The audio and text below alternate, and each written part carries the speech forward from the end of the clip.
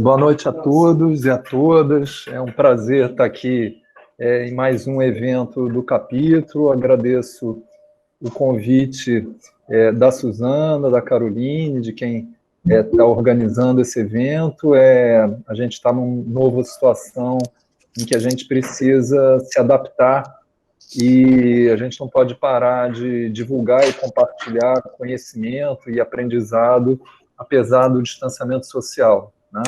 Então, assim, é muito oportuno e eu elogio aqui a diretoria do capítulo por essa iniciativa e torço que ela se consolide, mesmo após a pandemia, porque a gente consegue, a muito baixo custo, chegar a muitas pessoas. Então, eu saúdo aí a diretoria pela iniciativa. E, assim, vou fazer aqui não sei se eu vou decepcionar a Suzana, mas eu achei que um caso clínico para um tema tão amplo, e esse seria muito pouco para a gente abordar. Então, eu trouxe aqui uma fala muito breve e bastante esquematizada para colocar os pontos-chave da abordagem de uma lesão de alto grau, de uma lesão precursora, e vou focar depois no final mais na questão da NIC2, que é o que a gente tem assim, de mais controverso e que a gente precisa atentar. Então, eu vou compartilhar com os senhores a minha tela.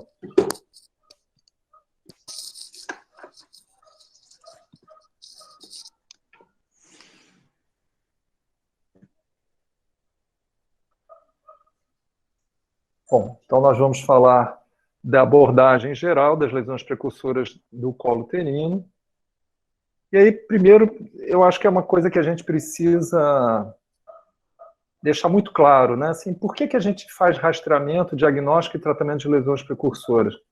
Basicamente porque o câncer de colo é uma doença prevenível. Se ele não fosse prevenível, talvez não fizesse sentido fazer esse rastreamento. E porque a gente tem condição, com o rastreamento, de diagnosticar o câncer inicial assintomático. Qual o papel da citologia, né? O papel da citologia é identificar mulheres com maior probabilidade de serem portadoras do câncer antes de terem seus sintomas. Não é de fechar um diagnóstico. E, além da identificação do câncer, identificar as lesões precursoras. Qual o papel da colposcopia, né? Falando do tripé? Né? Identificar os achados sugestivos de invasão e excluir invasão. Identificar os achados sugestivos das lesões precursoras, para que a gente possa planejar o tratamento. Delimitar a zona de transformação para a escolha da melhor modalidade de tratamento. Dirigir uma biópsia nas situações de dúvida.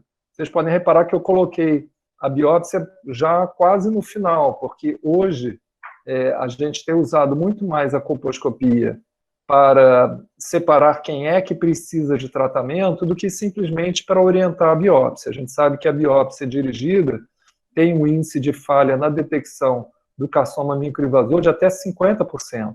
Então, a biópsia fica mais restrita para as situações de dúvida, e é isso que está contido nas diretrizes brasileiras para o rastreamento do câncer de colo. E, por fim, orientar o tratamento.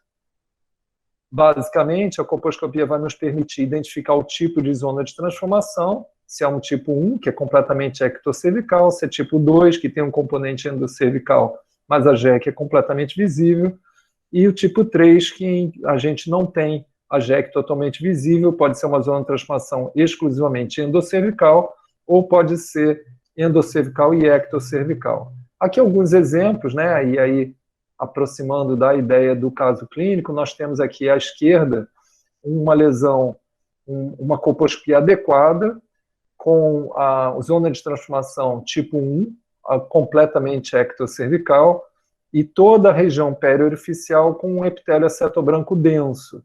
Essa é uma lesão que não precisa de biópsia, é uma lesão de alto grau, é uma lesão que permite, caso a citologia seja compatível com lesão de alto grau, permite a indicação do ver e tratar. Aqui o mesmo aspecto, mesma paciente, com o aspecto após a aplicação do Lugol. Aqui mais dois casos mostrando a utilidade da colposcopia, uma paciente com citologia de alto grau, em que a gente tem à esquerda um epitélio algo acetobranco em região periorificial, e na colposcopia nós conseguimos ver o limite da zona de transformação, ou seja, a junção escamocolunar, no interior do canal com auxílio de uma pinça de Cherron. E quando que a gente precisa... Quais são as diferenças? Saiu a sua apresentação. O Jefferson colocou uma apresentação. A apresentação dele. Olha só. Ixi. É o que aconteceu. O Jefferson. Acho que alguém clicou a apresentação. O Jefferson sai. Hã? Eu acho que alguém clicou a apresentação. Só o Fábio compartilhar dele de novo que a outra sai. A minha está compartilhada, é só interromper a outra. Tira de novo para entrar de novo, porque ela saiu. Saiu agora, Fábio. Vocês estão vendo ainda a apresentação do Fábio? Não vendo mais. Não. Você tem que Vou voltar, compartilhar Fábio. novamente. Sai e volta. Uhum.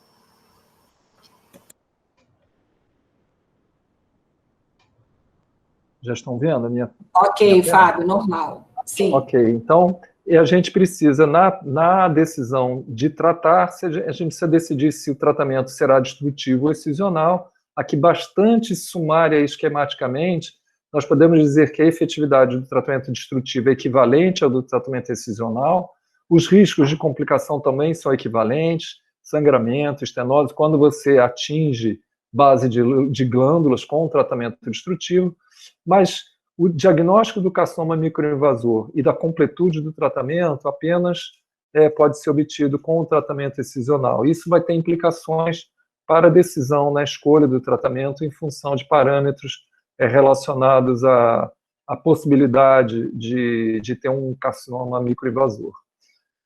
Bom, e aqui, focando agora na questão de o que é uma lesão precursora, existe uma sólida evidência de que a NIC3 é, de fato, uma lesão precursora, de que a NIC1 não é uma lesão precursora, porque a maior parte das lesões das NIC1 tende à regressão. Fica aqui num campo cinzento, no campo da dúvida, o que fazer na NIC2.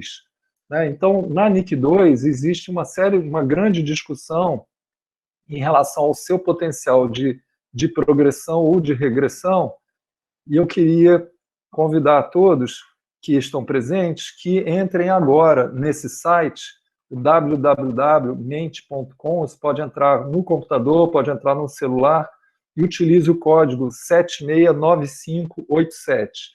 Eu vou dar uns 30 segundinhos para as pessoas entrarem e mais adiante eu vou colocar o resultado dessa enquete.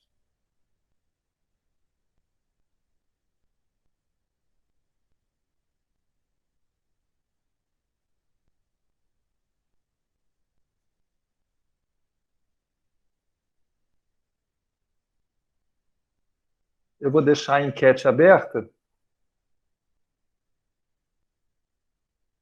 e vou continuar a minha fala aqui. E no final eu volto ao resultado para comentar os resultados obtidos nessa enquete. É muito simples, só entrar em mente.com e usar o código 769587.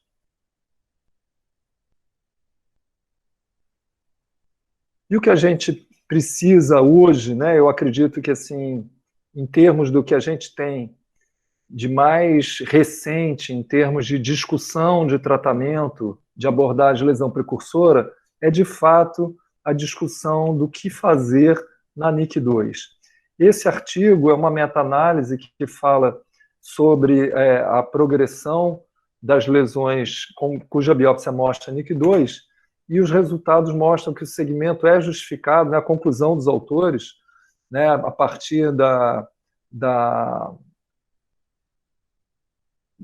consolidação, do resumo das evidências coletadas, é que os resultados mostram que o segmento é justificado em mulheres selecionadas com NIC2 confirmada histologicamente, particularmente se são jovens, e a probabilidade de adesão ao segmento for alta. A gente precisa considerar que a maior parte desses estudos tem limitações metodológicas, são estudos observacionais, são estudos que têm dificuldade de separar pacientes que tiveram uma biópsia para uma lesão pequena, uma biópsia excisional, e isso pode levar ao prognóstico melhor de uma NIC2, mas é o que a gente tem de melhor de evidência nessa área relacionada a NIC2.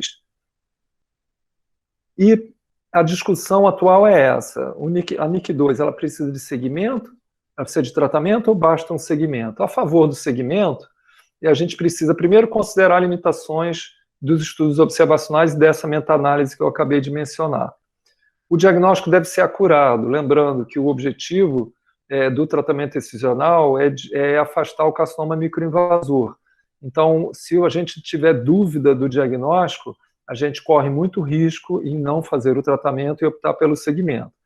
A gente deve pensar também na possibilidade de um câncer não detectado e a gente pensar na possibilidade de dificuldade de adesão. Qualquer proposta conservadora, mesmo num tratamento excisional, né, mesmo no tratamento de um carcinoma microinvasor, quando a proposta é conservadora, a gente precisa garantir o segmento. Quando a gente não tem adesão a esse segmento, a proposta conservadora pode ser muito arriscada para o profissional e para a sua paciente.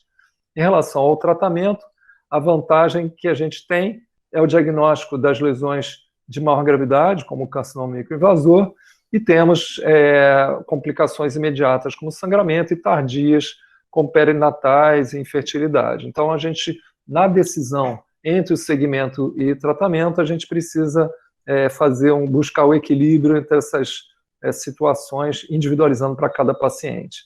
Aqui são uma série de... Desculpa.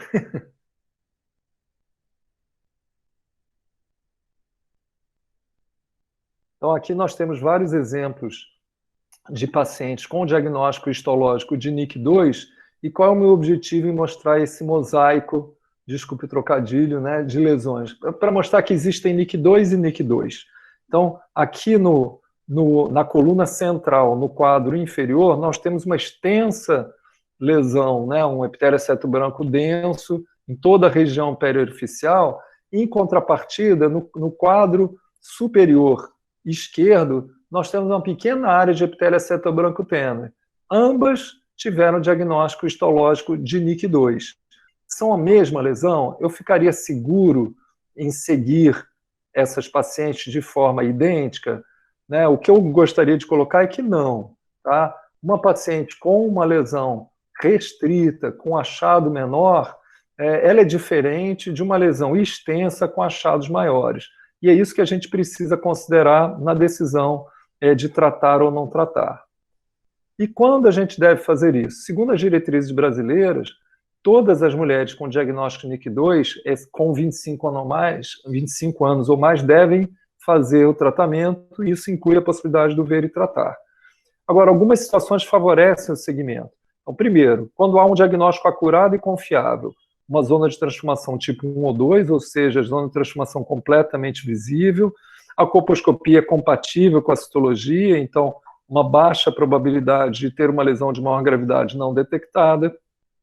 Quando a biópsia é representativa da lesão, então quando a lesão é muito extensa, essa biópsia pode não ser representativa. E uma questão que eu sei que a Yara vai abordar é da possibilidade de usar marcadores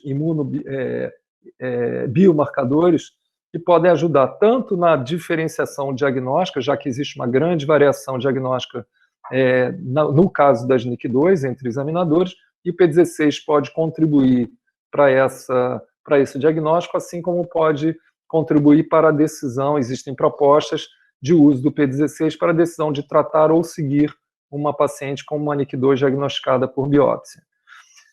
Uma possibilidade também é se é a preferência da mulher, né, considerando a idade, né, com menos de 30 anos, o risco de câncer não detectado, a possibilidade de adesão ao segmento e o desejo de gestar. E por último, né, uma coisa que normalmente não é mencionada, mas se foi feita uma biópsia e se na reavaliação após biópsia para o tratamento inexiste, ou seja, a gente não vê mais aquele aspecto, aquele achado maior que motivou a biópsia, eu particularmente não consigo tratar e sempre faço uma proposta de segmento. E como deve ser esse segmento? Né? Não existe consenso, a minha sugestão é que a gente siga como as demais lesões de alto grau, em que o tratamento foi incompleto. né? Se a gente não tem certeza de uma lesão residual, isso funciona para margem comprometida, funciona também para uma paciente com NIC2, pode funcionar também para uma paciente com NIC2 que a gente não tem certeza se o tratamento foi completo. Então, seguiria o que recomenda a diretriz brasileira. No caso de margem comprometida, seria um diagnóstico, seria um segmento citológico e colposcópio semestral por 2 anos e citológico anual até completar 5 anos, e tratar na suspeita ou evidência de progressão ou persistência por mais de 2 anos. Concluindo, as 2 mensagens que eu gostaria de deixar aqui para todos é que o tratamento das lesões precursoras visa assegurar, em primeiro lugar, a inexistência do câncer inicial não diagnosticado. E, em segundo lugar, caso não tenha o câncer não diagnosticado, aí sim, prevenir a progressão. E a última mensagem é que as NIC2, na maioria das vezes, pelo menos em jovens, se comporta como uma lesão de baixo grau. Raramente está associada ao câncer, há dificuldades diagnósticas e, portanto, devemos identificar quais de fato merecem tratamento. Vou entrar agora aqui na enquete para ver como é que está.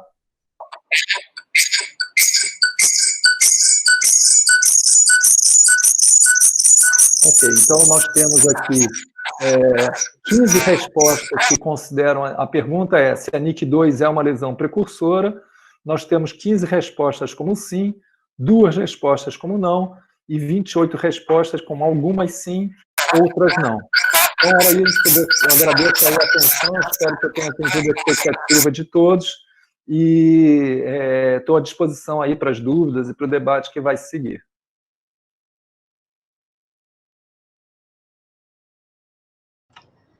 Obrigada, Fábio, pela apresentação. Excelente. E agora a gente vai ter Isabel falando como abordar as lesões precursoras na vulva. Boa noite, é um prazer estar aqui. Obrigada pelo convite. Suzana, na presidência do capítulo, tem feito um trabalho muito interessante com todos do grupo, é um grupo muito unido.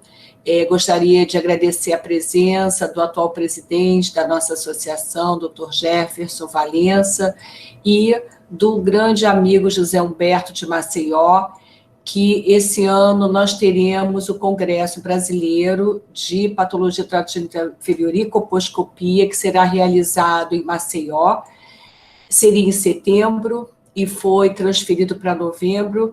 Depois eu gostaria que o Humberto colocasse aqui no chat a data de novembro, que será o congresso, e é uma oportunidade de nós nos revermos e discutirmos as patologias do trato genital inferior, mesmo com essa situação de pandemia. Então, agora eu vou apresentar as lesões na verdade, são as lesões precursoras de vulva. Então, eu vou colocar aqui, eu já tinha deixado mais ou menos adiantado, e deixa agora eu só, aí um minutinho, se Suzana quiser falar alguma coisinha enquanto eu apresento. Então eu gostaria, Isabel. Primeiro eu gostaria de dar os parabéns ao Gutenberg, que entrou agora no nosso webinar. Nosso querido amigo Gutenberg, seja bem-vindo. Em breve você vai falar nas próximas. E eu gostaria de dar um comunicado sobre o nosso Trocando Ideias. Este ano, o nosso Trocando Ideias seria em junho, junto com o Congresso das Gorge. Depois de toda essa situação de pandemia, nós tivemos que cancelar nosso congresso presencial em junho, e nós vamos realizar o congresso Trocando Ideias, junto com o Congresso das Gorge, em novembro, de 23 a 26 de novembro, de forma online.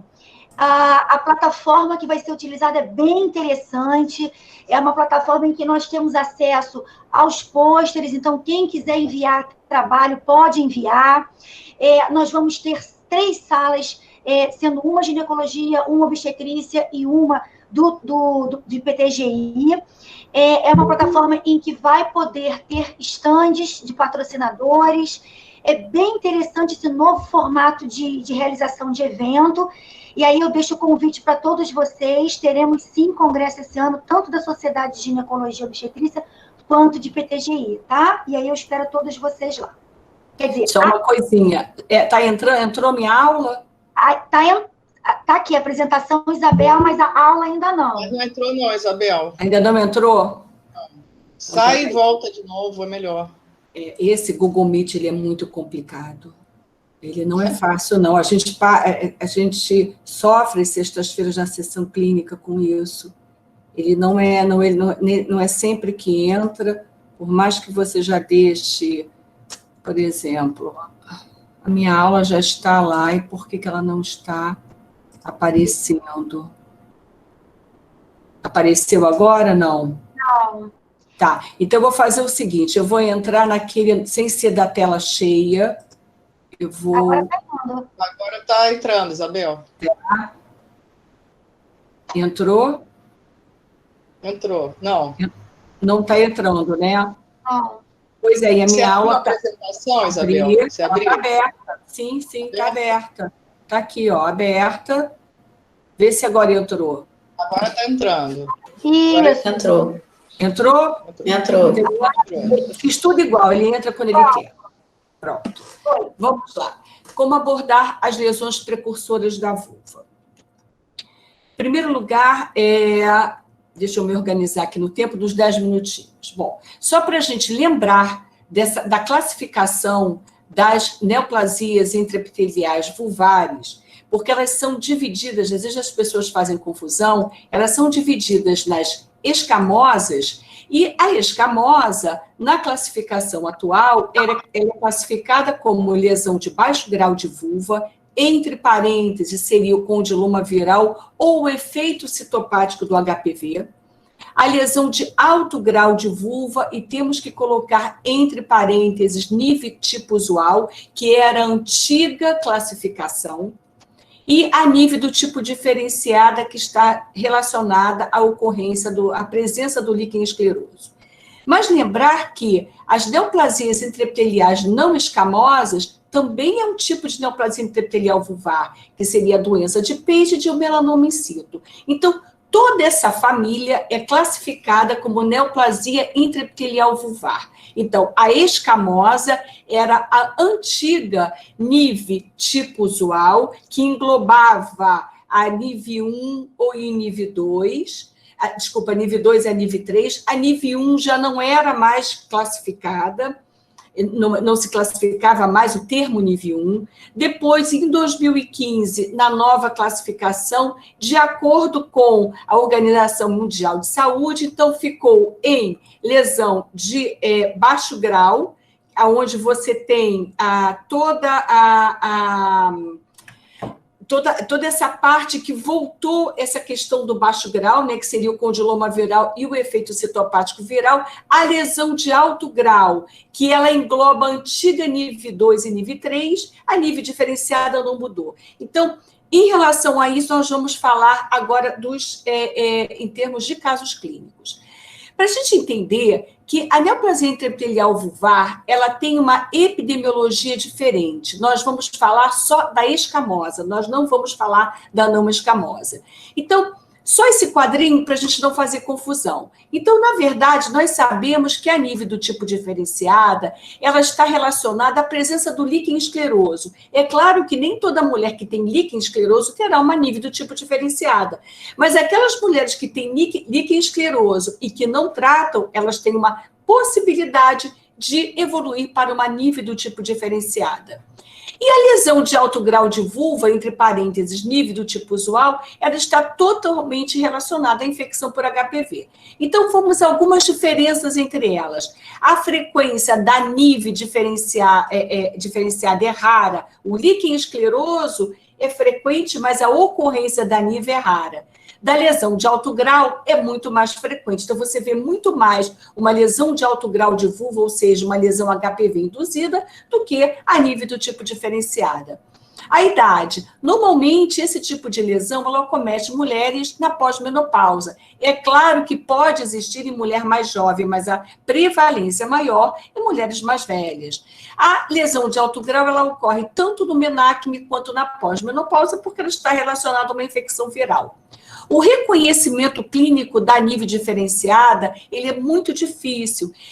Nós vamos mostrar algumas imagens, a gente não pode deixar passar algumas situações. A lesão de alto grau, ela é muito mais fácil desse reconhecimento. A relação a nível do tipo diferenciada, ela tem uma relação muito grande com o quê? Com o ato sexual, né? Então, são pacientes que têm ou tiveram relação sexual, ao fumo também. Já a nível do tipo diferenciada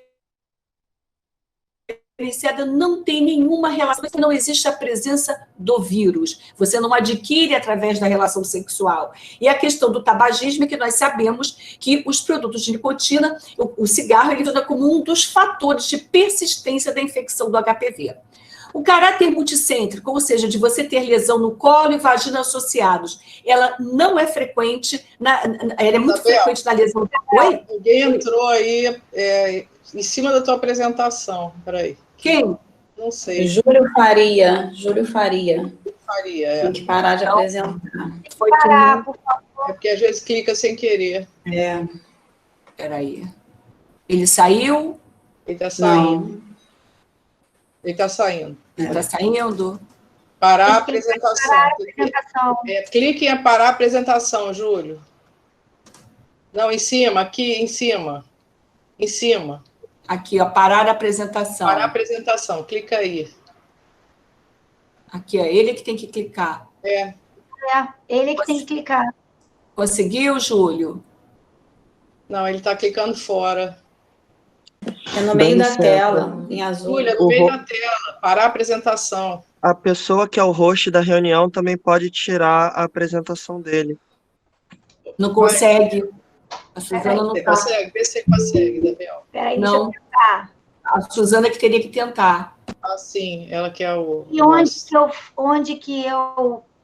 No meinho do que tá aparecendo. Não, Esse aqui eu estou tentando, não consigo. tá vendo? O Júlio não está ouvindo Não, a esse- gente? Só um pouquinho, agora vai, só um pouquinho. Isabel, se você novamente Foi. compartilhar de novo a sua, você passa por cima do compartilhamento dele. Então vamos lá.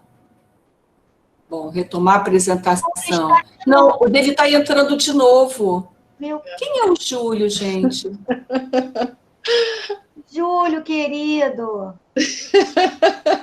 Da mesma forma que ele corta a sua apresentação, você corta a dele. Então, bom, vamos lá. Vou tentar botar a minha de novo. Tem que sair e botar de novo. Peraí.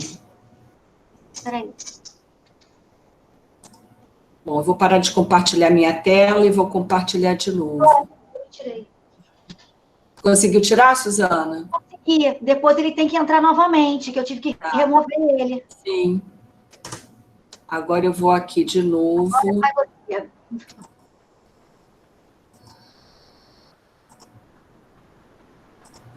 Peraí, agora.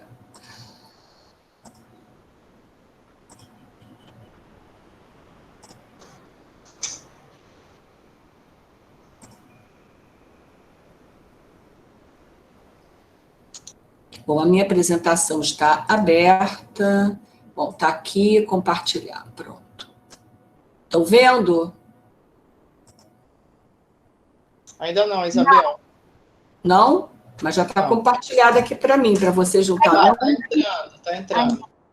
Está entrando? Tá. Entrou, né? Não. Você abriu a apresentação, Isabel? Sim, Que tô com ela apareceu. aberta. Tô com ela Apareceu. aberta. Nada ainda? Foi. Agora foi. Agora foi? Ele tem um delay, né? É. Deixa eu ver aqui. Só falta colocar a tela toda. Pronto. Foi agora? Oi? Acho que vai entrar. Vai entrar, porque tem um atraso, né? Tem um delay. Tem.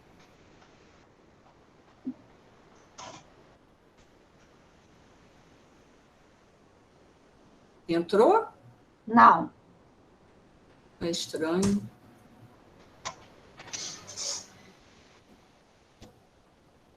E para mim está dizendo que eu estou apresentando para todos. Aqui também está dizendo que você está apresentando. Bom, eu vou sair de novo. Pronto. Agora apareceu, Isabel. Ah, Sim. então deixa eu... A apresentação. Tá? Tá aqui, a apresentação tá. Agora é ter que clicar Tá, no. pronto. Sim, estou fazendo tudo. Tá bom agora? Tá indo? Foi? Não, ainda não, Isabel. Não.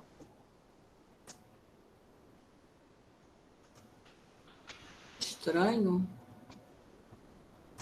Bom, eu vou sair de novo da apresentação, interromper compartilhamento, vou entrar de novo.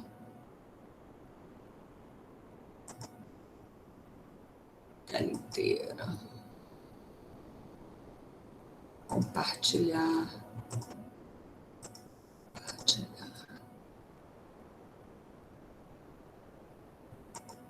E agora, tá indo? Tá indo agora? Acho que vai entrar, vai entrar. Vamos ver. Foi. Tá? Mas a Tá? apresentação não tá. Foi, agora foi. Foi, agora tá certinho, tá. Tá? Tá certinho. Tá Bom, certinho. então tá, eu tinha parado aqui. Bom, então vamos lá. Então, na verdade, não existe esse caráter multicêntrico de você ter lesão no colo ou na vagina, né? A recorrência é muito rara, a da nível do tipo diferenciado, a da lesão de alto grau é muito frequente porque você tem a presença do vírus, né?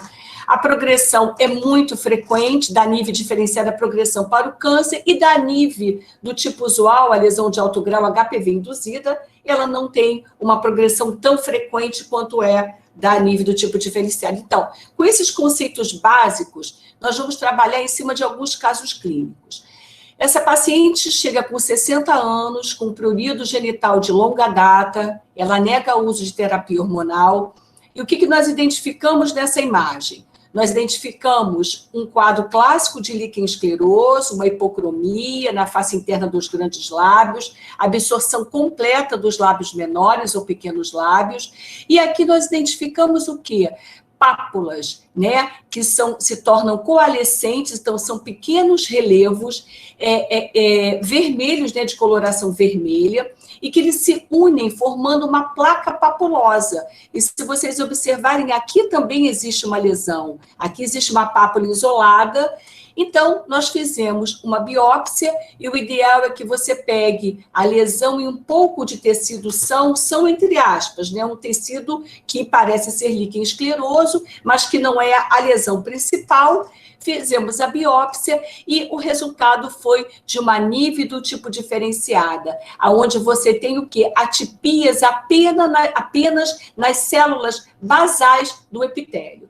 Então, como é que nós vamos tratar esta paciente? Nós vamos tratar da seguinte maneira.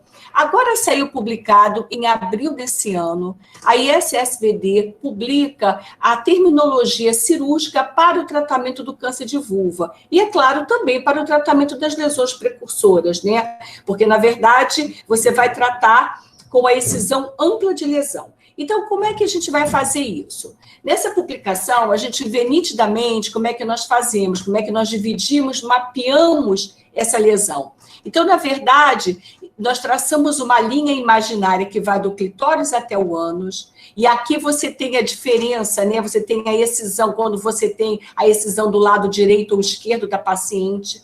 Uma outra linha, que é logo abaixo da uretra, ali no anel himenal superior, que ele vai te dar tudo aquilo que está acima dessa linha, é a parte anterior da vulva, que está abaixo, a parte posterior da vulva. E uma outra linha, duas outras linhas, para delimitar as lesões que ficam entre os lábios, né? Então, que aí nós vamos dizer se é uma excisão anterior, se é uma excisão posterior, se é uma excisão à direita, à esquerda, ou se é uma excisão central. Não é a localização da lesão, é o tipo de excisão.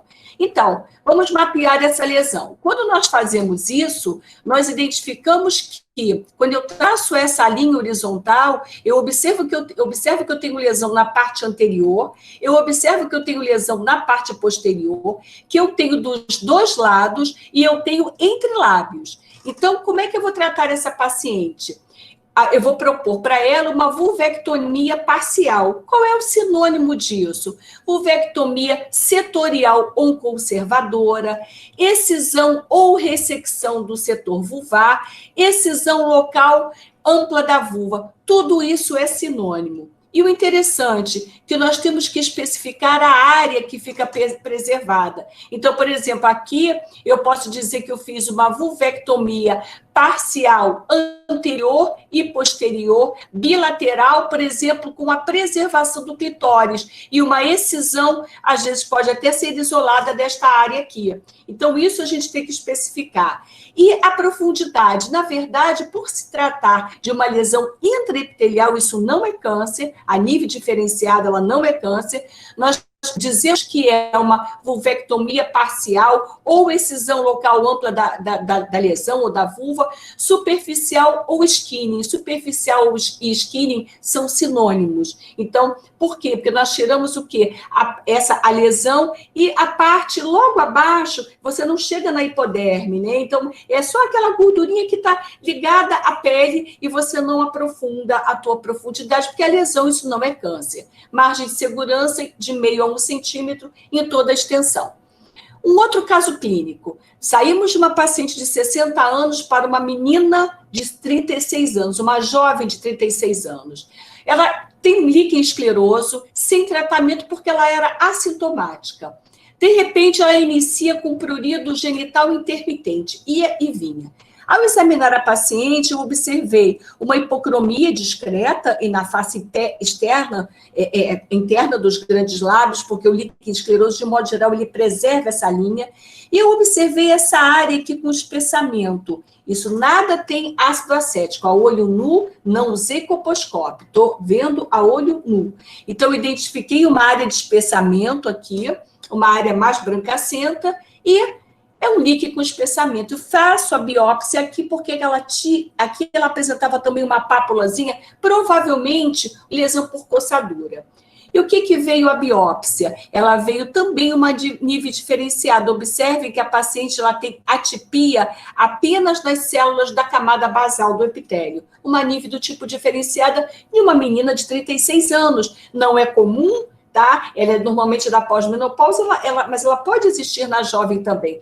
Tratamento para ela, a mesma coisa. Nós fazemos o mapeamento da lesão, então identificamos que essa paciente tem a lesão só na parte anterior da vulva e não na parte posterior e só do lado direito. Então, os termos hemivulvectomia, eles devem ser abandonados. Nós devemos usar excisão local ampla da lesão ou da vulva, uma profundidade, dizer que ela é superficial ou skinning, e especificar exatamente a área que eu preservei. Eu preservei clitóris, eu vou dizer exatamente o que eu fiz. Então, não usar mais o termo hemivulvectomia. E com aquela margem de segurança que nós falamos anteriormente. Aqui é uma jovem de 29 anos, que ela tem um prurido genital de longa data, estava sendo tratada para candidíase. É cândida. Ela chega e eu identifico que uma área de hipocromia na face interna dos grandes lábios, e aqui eu tenho lesões papulosas, coalescentes, que elas chegam a ser com aspecto até vegetante nessa área, e aqui eu tenho uma pápula, uma área, quase que uma placa papulosa aqui. E aqui, outra lesãozinha por coçadura. Faço uma biópsia aqui, faço uma biópsia aqui. Resultado da biópsia número 1. Era uma nível do tipo diferenciada, mais líquen escleroso. Resultado da biópsia número 2. Carcinoma escamoso bem diferenciado, mais líquen escleroso, numa jovem de 29 anos. Então, para mostrar como o reconhecimento não é fácil, e nós temos que estar atentos, sim, a toda paciente com líquen escleroso, principalmente aquelas que têm muito sintoma, e mais ainda aquelas que não tinham sintoma e passam a ter, e aquelas que têm sintoma, estão tratando e continuam sintomáticas numa determinada área. Agora, é um outro caso, uma paciente de 40 anos com prurido genital localizado, era uma tabagista de longa data, mais ou menos 2 maços ao dia, e aqui sim, eu vi uma área papulosa e eu quis colocar o ácido acético apenas para delimitar mais essa lesão, porque ela também apresentava uma outra lesão aqui. A minha suspeita para ela clínica era de lesão de alto grau, entre parênteses, nível do tipo usual. Realizei a biópsia e a biópsia mostrou que se tratava, sim, de uma lesão de alto grau, ou seja, uma lesão HPV induzida à semelhança da NIC3. Então, na verdade, lesão de alto grau de vulva, lesões HPV induzidas e como é que nós vamos tratar? Da mesma forma, da nível diferenciada, porque todas essas lesões são pré-neoplásicas, são precursoras, são os antigos carcinomas in situ que não fazem mais parte da nomenclatura ou da classificação. Sempre identificando a área que vai ser preservada e, como sempre, a profundidade é superficial ou chamada de skinning. Margem de segurança, isso não muda em nenhum caso. Aqui eu tenho uma outra paciente de 50 anos com prurido genital localizado, também tabagista, 2 maços por dia, e ela chega com essa lesão única, uma lesão multicolor, onde eu tenho uma grande placa papulosa com áreas negras, áreas brancas, áreas eritroplásicas, e aqui já uma lesão quase que ulcerada, uma exúlcera nessa região, e realizamos a biópsia, e a biópsia deu o quê? Nível do tipo diferenciada. A biópsia proposta para essa paciente, excisão ampla da lesão com margem de segurança. Então, uma vulvectomia parcial superficial, que nós chamamos, esse é o termo correto para se chamar, especificar a área que fica preservada, a profundidade ela é superficial, a margem de segurança, e o que deu no resultado final da cirurgia? Era um carcinoma escamoso indiferenciado. Ou seja, era uma paciente que a biópsia, por isso é que Fábio estava falando do ver e tratar, porque a biópsia nem sempre ela vai te dar o diagnóstico de câncer. Você tem que excisar, isso aqui é a nossa NIC3, você vai excisar com margem de segurança e ali você vai ter o resultado final. E aí essa paciente foi tratada de acordo com a doença invasora dela. Então, nós temos alguns pontos a considerar sobre o tratamento. A idade da paciente, o tipo de lesão, se ela é focal ou se ela é multifocal, ou seja, se ela é única ou se ela tem várias lesõezinhas, como nesse caso. Aqui eu tenho uma lesão, esta lesão é a mesma lesão que essa. Esta lesão é lesão de alto grau, nível tipo usual, HPV induzida. Essa é a mesma coisa. Aqui eu tenho pápulas enegrecidas, várias pápulas isoladas e que se tornam coalescentes. Aqui eu tenho uma lesão leucoplásica única da paciente mais velha. Essa aqui é a lesão de alto grau, isso eu aprendi, ainda bem que o professor Gutenberg está assistindo essa live, que ele já trouxe esse conceito antes dessas classificações todas, quando ele volta da França, e ele começa a dizer assim, ele dizia para mim, para Suzana, para Vera, para todas nós, Yara, que a lesão de alto grau da paciente, a gente chamava na época era de nível 3 ou nível indiferenciada naquela época, já mudou muito a classificação. Quando ela tem várias lesõezinhas, é a nível da paciente jovem. A probabilidade de invasão é muito pequena. Quando a lesão é única, é a lesão de alto grau ou nível, como a gente chamava, ou VIN, como a gente chamava, da paciente mais velha. Probabilidade de invasão é maior do que da outra. E isso é importante por causa do tratamento. A gente tem que avaliar também no tratamento a extensão e a localização da lesão, se está em clitóris, região perianal e ânus, se está em área de pelo ou não pelo, por quê? Pela possibilidade maior de recorrência e aquelas que querem fazer tratamento com laser. Então, quando é que nós podemos pensar num tratamento clínico com o Imiquimod? Quando nós temos isso, é a lesão da jovem, é a lesão de alto grau da paciente jovem, lesões multifocais, mínima chance de invasão. Aqui, eu já tenho uma paciente mais velha com uma lesão única, uma lesão policrômica, característica de lesão de alto grau, nível tipo usual, HPV induzida, lesão única, mulheres acima de 40 a 45 anos, maior chance de invasão. Então, aqui não está indicado o uso de Imiquimod, aqui está indicado aquela excisão ampla da lesão com margem de segurança. Então, aquele caso que eu mostrei inicialmente para vocês, essa era uma paciente lá no Instituto de Ginecologia, na época que eu fazia doutorado, era uma lesão papulosa única, pequena, foi feita uma biópsia excisional com bisturi, uma margem de 0,5 centímetro, margens livres de 0,5 centímetro, e a histologia mostrou invasão de 1 milímetro. Então, na verdade, já era um carcinoma escamoso de vulva, indiferenciado, estádio 1A, que é o mesmo tratamento da lesão de alto grau. É a excisão ampla da lesão com margem de segurança. Essa paciente está tratada e essa paciente continuou sendo seguida. Então, foi diagnóstico e terapêutico. Quais são as limitações do tratamento não cirúrgico? Não há espécime para análise histopatológica. Você tem que realizar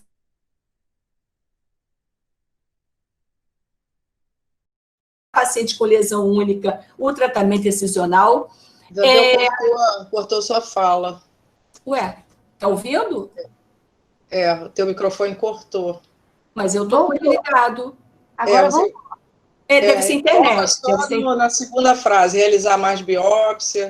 Então, não há espécime para análise histopatológica, realizar mais de uma biópsia para afastar a invasão, se você optar por tratamento não cirúrgico, principalmente se a lesão for única, e se optar por vaporização a laser, os mesmos conceitos, mais de uma biópsia, você tem que afastar a invasão, e aí o que acontece é o seguinte, ele é eficaz em pequenas e múltiplas lesões em pele glabra ou mucosa, porque você vai fazer uma profundidade de mais ou menos 2 milímetros. Em áreas de pelo, a ablação deverá atingir os folículos pilosos, até o tecido celular subcutâneo com uma profundidade de 3 milímetros.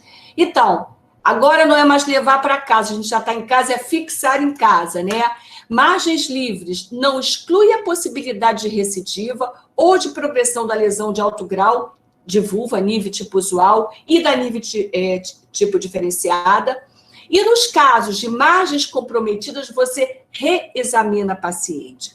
Ácido acético, se você tem comprometimento de margem, se você quiser, você pode, veio no resultado final, margem comprometida, você olha a paciente, você não tem lesão, você pode acrescentar, colocar ácido acético se você quiser, você pode usar o colposcópio ou lupa, para você olhar se tem algum acetobranqueamento. Se existir, segundo conversando com o Mário Prete no último congresso, aí ele já indicaria não a biópsia, sem ampliar essa margem, porque a biópsia pode ser negativa, você já pode ter alguma alteração numa outra parte que você não tenha tirado. Então, só está indicado se você ainda apresentar lesão, se não, mesmo em margem comprometida, você vai seguir a paciente.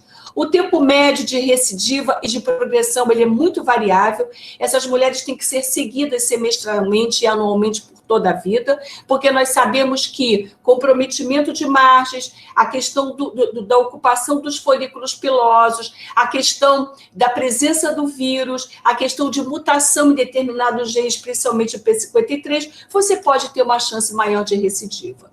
E agradecer a atenção de vocês. Obrigada por toda essa confusão da internet, mas deu para a gente terminar. Obrigada. Parabéns, Isabel. Muito boa apresentação. Agora vamos lá, Yara? Vamos tentar você? Vamos lá. Vamos lá.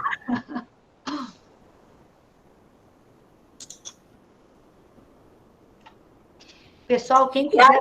Antes de Yara falar, enquanto ela coloca a aula dela, para falar que o Congresso Brasileiro, então, de Patologia do Trato Genital Inferior e Colposcopia, está aqui no chat, vai ser 12 a 14 de novembro de 2020, e vamos torcer para que não tenha mais nada de vírus, talvez seja o grande evento do ano para a gente se encontrar. Está aqui dado o recado e está no chat também. Obrigada. Gente, vê aí se está entrando. Sim. Vê se estão vendo a minha apresentação. Sim.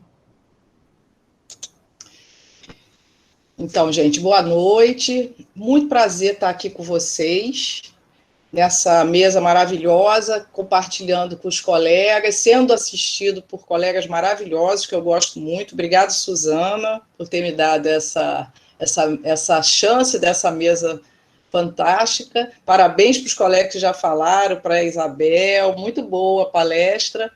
E vamos falar um pouquinho da aplicabilidade clínica do teste HPV e do marcador de P16. Vamos fazer, eu fiz um caso clínico para a gente discutir. Então, vamos lá. Mulher de 32 anos comparece ao ginecologista para colher citologia de rastreamento do câncer do colo uterino. Então, ela questionou se não poderia colher teste de HPV com a citologia, porque ouviu falar que era melhor para diagnosticar o câncer do colo uterino. Foi orientada pelo ginecologista que não havia necessidade de fazer os 2 exames e poderia fazer apenas o teste de HPV. Então, foi colhido e foi realizado o teste de HPV. Após 15 dias, o médico entrou em contato com a paciente, relatando que o teste tinha sido positivo para os tipos oncogênicos, explicando o que seria isso, e avisou que solicitou fazer o preventivo no resíduo da citologia líquida para definir a conduta. A paciente ficou muito assustada.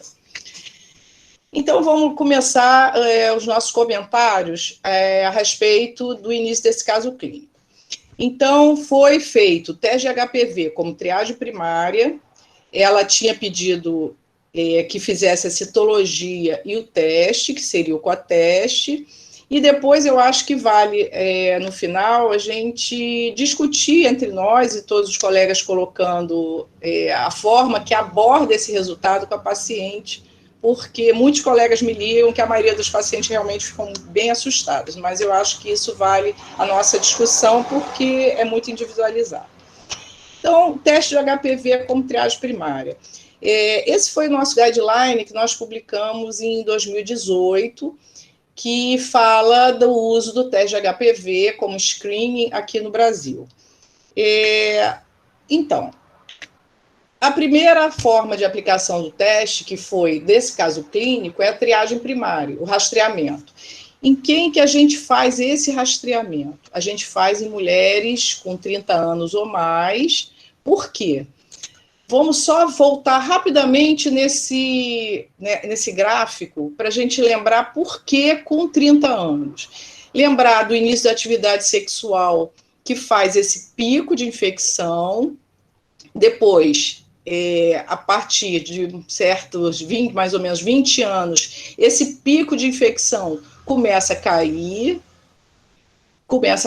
entra nesse platô, e por volta de 25 anos começa a subir. Quem não eliminou, quem não fez o clareamento do vírus nessa queda, nesse platô, vai entrar em outra curva, que é essa curva da lesão precursora do NIC3, como o Fábio falou, que faz o pico por volta dos 30 anos. Rastrear antes dos 30 anos pegaria essa infecção que é transitória, que é transiente, que a gente fala, que é simplesmente o reflexo da infecção de uma lesão de baixo grau.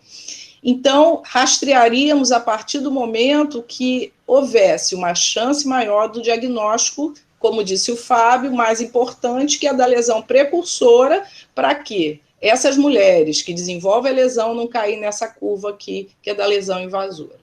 Então, a partir de 30 anos, a gente rastreia essas mulheres, e com a periodicidade de 5 anos. Lembrando da história natural, da infecção do HPV e da evolução para a lesão precursora, a gente tem em torno de 10 anos, então, se a mulher ela tem 30 anos ou mais, como no caso do nosso caso clínico, e ela é HPV negativa, ela pode voltar a 5 anos. Essa aplicabilidade está sendo utilizada na Europa, a Inglaterra e a Holanda já utiliza, a Holanda desde 2016 já utiliza o teste, a Inglaterra desde o ano passado, já mostrando, eles já publicaram o trabalho mostrando que vai haver impacto pela maior sensibilidade do teste. O que é importante também, que foi falado no caso clínico, o ideal sempre é a gente rastrear usando a citologia líquida. Por quê? Porque aí a mulher, se caso o teste HPV venha positivo, ela não precisa ser recrutada para nova colheita de material, porque a gente tem o resíduo, e para encaminhar para a colposcopia, é importante que a gente use de triagem a citologia. Outras indicações, outras recomendações do teste de HPV de nosso guideline é conduta, utilizar para conduta em citologia alterado, acho que o uso e low-sil são os mais convencionais, as mais convencionais alterações citológicas para aplicação, você pode usar para definir a conduta ou para o segmento. As citologias com alterações maiores você pode utilizar caso a colposcopia seja normal, para definir realmente se tem patologia, tem doença. E no caso do segmento pós-tratamento, né, dentro do nosso guideline, a gente pode seguir nas lesões de alto grau, tanto glandular quanto escamosa. Um dia desse eu vi um trabalho que fala a respeito do segmento das mulheres irradiadas pós-tratamento de câncer com o teste HPV. É uma revisão sistemática com meta-análise muito interessante, mostrando a aplicabilidade muito mais importante do teste do que a citologia para essas mulheres. Voltando ao nosso caso clínico. Então, foi pedido a citologia no resíduo e a citologia foi ascos. Se vocês lembrarem das nossas diretrizes, 2016, quando a citologia era de ascos, nas mulheres entre 25 a 29 anos, a gente repetia a citologia dentro de um ano. Se a mulher tinha mais de 30 anos ou mais, ela repetia a citologia em 6 meses. Caso outra citologia com ascos ou mais grave, ela era encaminhada para colposcopia. Mas quando a gente utiliza o teste, a paciente não precisa repetir a citologia, ela vai direto para a colposcopia. Falando desse risco de paciente com alteração citológica mais teste alterado, eu vou mostrar para vocês essa publicação de um consenso americano da Sociedade Americana sobre a estimativa de risco, um cálculo de estimativa de risco utilizando o teste e citologia. A gente tinha falado do coteste, dos Estados Unidos, diferente da Europa, que utiliza só o teste HPV como rastreio, da Sociedade Americana ainda se utiliza o coteste. Então, vamos lá. Eles fizeram um cálculo estatístico usando o ponto de corte, o valor de corte 4%, é uma regressão logística que eles fizeram, o ponto de corte 4% para ter um SIM3, um risco de SIM3 imediato.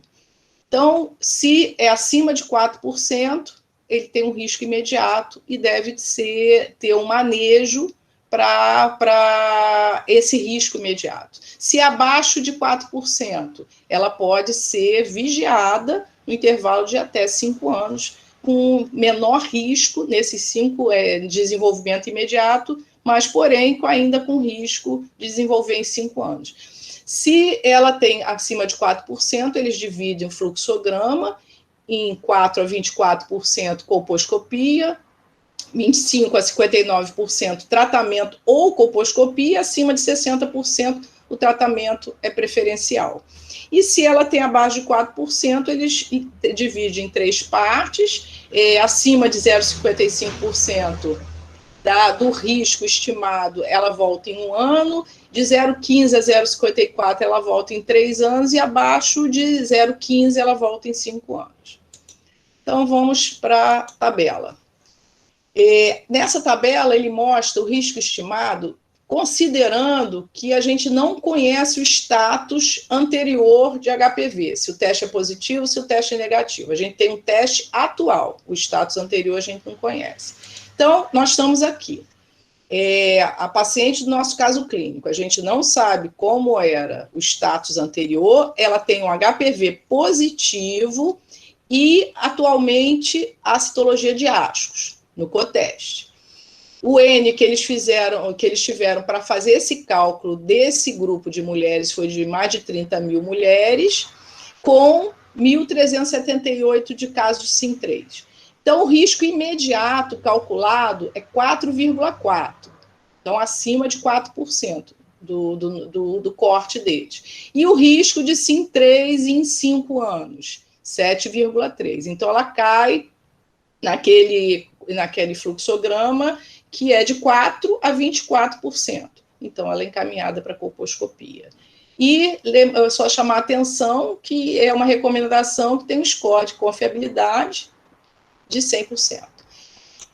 E se ela tivesse um teste negativo com ascos, sem conhecer o status do HPV anterior? Aqui, ó, foram 25 mil mais de 25 mil mulheres, com 83 casos de SIM3, mas como o HPV era negativo, o risco imediato SIM3 era de 0,04, abaixo de 4%. Então, a gente caía no fluxograma de vigilância. E SIM3 em 5 anos, 0,40. Então, a gente caía naquele fluxograma também, ainda só de vigilância, mas que seria um follow-up de 3 anos, não de 5 anos, como seria nesse risco imediato. Como aqui é 0,40, a gente cai num follow-up de 3 anos para vigiar esse desenvolvimento SIM3. E aqui o score é de 100%. Vamos imaginar que é outra tabela, que a gente conhecesse o status do HPV anteriormente, e era negativo. E, atualmente, fosse positivo, como o caso da nossa paciente, com ascos. Eles tiveram um N para calcular essa estimativa de risco de 7.700 mulheres, com 189 casos de SIM3. Qual seria, então, o risco imediato de SIM3? De 2%. Então, a gente caía no fluxograma abaixo de 4%. E o risco de SIM3 em 5 anos? 3,8%. Então, requer um follow-up, não precisa mandar para a colposcopia, de 1 ano, com um score de confiabilidade de 100%. Então, voltamos lá para o nosso caso clínico. Então, ela tinha indicação, pelo que a gente viu, pela estimativa de risco da Sociedade Americana, de ir para a colposcopia. Então, vamos lá. Colposcopia adequada, JEC visível, o Fábio já falou sobre isso. Zona de transformação tipo 2, porque a JEC está dentro do canal. Eu vejo toda a zona de transformação, em toda a extensão, mas ela está dentro do canal. Tinha achados colposcópicos anormais, grau 2, e o epitélio acetobranco denso. O iodo não corado negativo. Sugeria RAIC. Então, vamos lá imaginar que é esse caso aqui. Uma lesão de alto grau, a JEC não é visível em ecto, mas é visível no canal. O iodo negativo. Foi realizado biópsia e a gente caiu naquela discussão do Fábio de o laudo patológico deu RAICIL, NIC2. Foi indicado um estudo imunohistoquímico para o P16. Vamos lá, essas imagens foi a doutora Cecília do Fernandes Figueira que me deu para a gente ilustrar. Aqui é o morfológico dela, hematoxilina e eosina, e aqui é o P16. Então, para chegar no morfológico do diagnóstico de NIC3, de NIC2. Então, a gente divide em 3/3 esse epitélio, e, normalmente, as alterações elas vão ocupar 2/3 desse epitélio. Então, aqui nas setas brancas, a gente vê alterações da morfologia celular que lembram a lesão de alto grau, que são esses núcleos grandes, citoplasma escasso, ó, núcleo grande ocupando quase toda a célula, uma alteração muito grande na relação núcleo-citoplasma, aqui também, aqui você tem mitose atípica, tudo isso caracterizando a lesão de alto grau, só que ela ocupa 2/3 do epitélio. Aqui na superfície do epitélio, você só vê coilócitos, só a expressão da infecção viral. A membrana basal está íntegra, não tem invasão, fecha o diagnóstico de NIC2. E a imunohistoquímica, a gente vai falar sobre por que aplicar a imunohistoquímica. Aqui na superfície, essa coloração azulada é da hematoxilina e eosina, e o P16, a imunomarcação foi bem intensa nesses 2/3, confirmando o NIC2. Então, é o que o Fábio falou. Na verdade, a gente vai falar sobre isso, a utilização do P16 é diagnóstico, é de indicação do patologista para confirmação desse diagnóstico. Talvez a gente, no futuro, possa utilizar, por exemplo, um caso desse aqui, como uma conduta para o tratamento do NIC2. Por enquanto, ele só é utilizado para diagnóstico. Então, a proteína P16 é uma proteína supressora tumoral, e ela está super expressa como marcador das atividades da oncoproteína do HPV, porque ela se expressa no ciclo celular na fase G1 do ciclo, onde a oncoproteína ela libera fatores importantes para a síntese do DNA, e ela se expressa tentando parar o ciclo. Por isso que a oncoproteína E7 do HPV é importante a presença dela para a expressão da proteína P16. Pode ser usada na imunohistoquímica, como eu mostrei no exemplo aqui, ou na imunocitoquímica. Ele melhora a reprodutibilidade entre os observadores de diagnóstico de lesões cervicais e é importante ferramenta para melhorar a precisão diagnóstica, o que eu falei, e confiabilidade no diagnóstico histopatológico. Ainda não estamos utilizando, provavelmente isso vem no futuro, como uma prova para conduta mediante o NIC2. Então, aqui é o que a gente chama da LAST, que é uma padronização de recomendações, criando essa terminologia do trato genital, ano genital escamoso, de lesões que são HPVs induzidas, e foram de um consenso do Colégio Americano de Patologistas e da Sociedade Americana de Colposcopia e Patologia Cervical. Então, eles tiveram vários grupos de trabalho, que o quarto grupo, foram 5 grupos de trabalho, o quarto grupo falou da utilização do P16 como biomarcador. Então, primeira indicação seria no diagnóstico diferencial da hematoxilina e eosina entre lesões precursoras, NIC2 e NIC3, e alterações que podem mimetizar essas lesões. Então, às vezes o patologista ele não consegue concluir por mimetizadores, que eles chamam, que seria a metaplasia imatura, a atrofia, as alterações reparativas e os cortes tangenciais, dificultando o diagnóstico. Então, aquela impregnação difusa, bem densa do P16, poderia tirar essa dúvida de ser a lesão de alto grau, porque ela ocorre na lesão de alto grau. A interpretação do NIC2 ajuda a concluir, como eu mostrei no nosso caso. É uma ferramenta de uso em casos de discordância na interpretação dos patologistas, NIC2 ou NIC3, mas ela não é recomendada, segundo a LAST, para ser usada como rotina na avaliação da morfologia na interpretação negativa, ou seja, o patologista ele interpreta como negativo aquele histopatológico, confrontando com uma suspeita do clínico, mas eles acham que pode ser indicado em circunstâncias especiais, como na citologia de High-Seal, com uma patologia negativa, eles admitem utilizar o P16. No ASC-H, no ASCOS com HPV 16 positivo ou no AGC. Mas isso aqui eles botam como não deveria ser recomendado, mas pode ser reconsiderado nessas circunstâncias.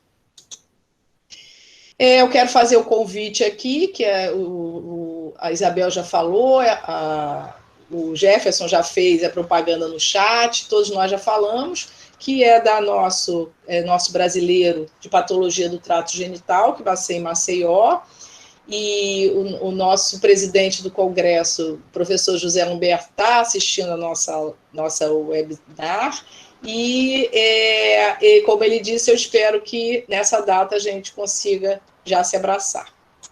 Obrigada. Parabéns, Yara, pela apresentação. 3 aulas muito importantes em relação a doenças HPV induzidas. Na primeira aula do Fábio, a importância de como conduzir um NIC2, principalmente em meninas jovens, ainda com uma prole não definida. Na aula da Isabel, a importância da gente separar qual é aquela lesão que realmente é uma lesão que tem uma tendência a progredir Então, por isso, nós precisamos lançar mão de um tratamento cirúrgico, e quais aquelas pacientes que nós podemos lançar mão de um tratamento clínico, isso é muito importante, e até antes disso, a gente não deixar de diagnosticar uma lesão precursora, né? Porque a gente sabe que as lesões de vulva podem, às vezes, não ficar tão bem claras, então é muito importante o exame detalhado da vulva, para que a gente possa chegar a um diagnóstico de uma lesão precursora e saber como conduzir. Quer dizer, aquelas que têm uma tendência a progredir e aquelas que não. E a Yara falou muito bem do que a gente tem hoje de novidade, que não é mais tão novidade, mas que a gente tem o teste do HPV como um divisor de águas, que nos ajuda, muitas das vezes, a definir uma conduta em determinadas pacientes. E o P16, que é um biomarcador que surge também para que a gente possa definir melhor o diagnóstico, né, e em breve definir o que fazer numa paciente que tenha uma NIC2, quer dizer, qual seria a NIC2 para tratar e qual seria a NIC2 para poder seguir. Bom, então eu gostaria de saber se a Vera Fonseca e a Caroline Oliveira têm alguma observação a fazer para que a gente possa seguir as perguntas. Boa noite, Suzana, boa noite a todos os colegas. Foram realmente maravilhosas as apresentações, né? Acho que a gente já estava com saudade, né? De realmente rever todos esses ensinamentos, né? E cada aula que a gente assiste, a gente revê um pouquinho, sim, e acusa mais ainda a nossa curiosidade.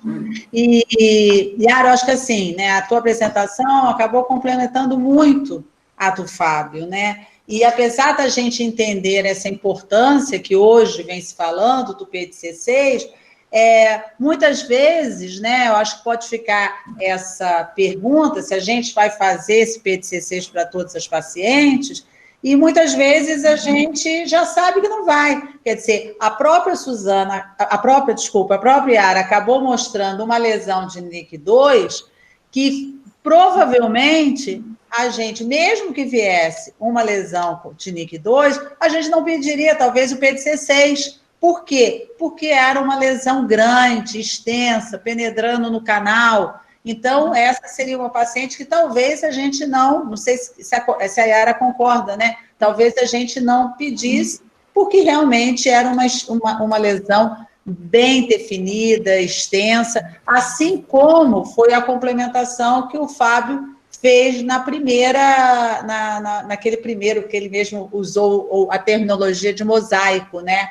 Porque até na colposcopia existem NIC2 e NIC2, né? Quer dizer, formas diferentes. Você tem, às vezes, uma lesão mínima, discreta, uma paciente ainda jovem, né, em torno dos seus 30 anos, que ainda não teve a sua vida reprodutiva, não teve a sua prole, e aí é uma lesão muito pequena, quer dizer, vale a pena a gente levar para realmente realizar uma ECT? Então, com certeza, o P16 ajudaria muito, né? Esse é o meu entendimento. E às vezes você tem uma lesão enorme penetrando no canal, numa paciente que tem NIC2, numa prole definida, e a gente já teria muito mais segurança de indicar a ECT. Então, quer dizer, entender que todas essas ferramentas e todos esses exames complementares vêm para realmente auxiliar a nossa conduta.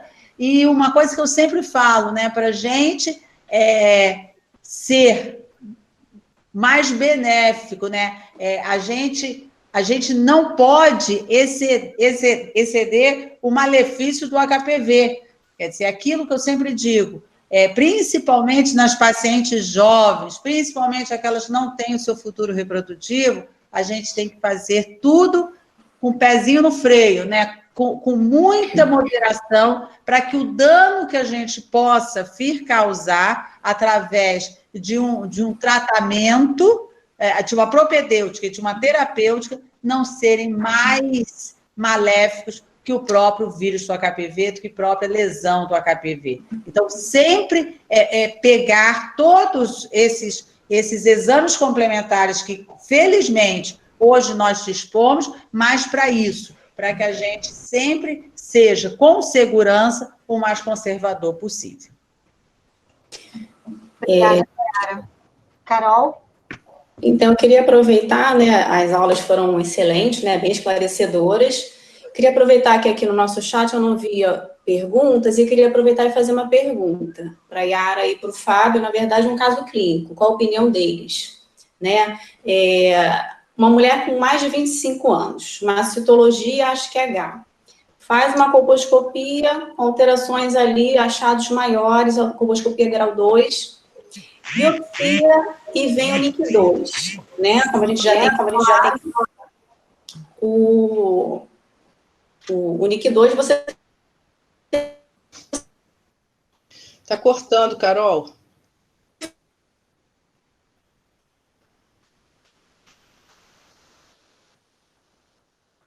Carol? Acho que a internet dela tá ruim, né? Caiu.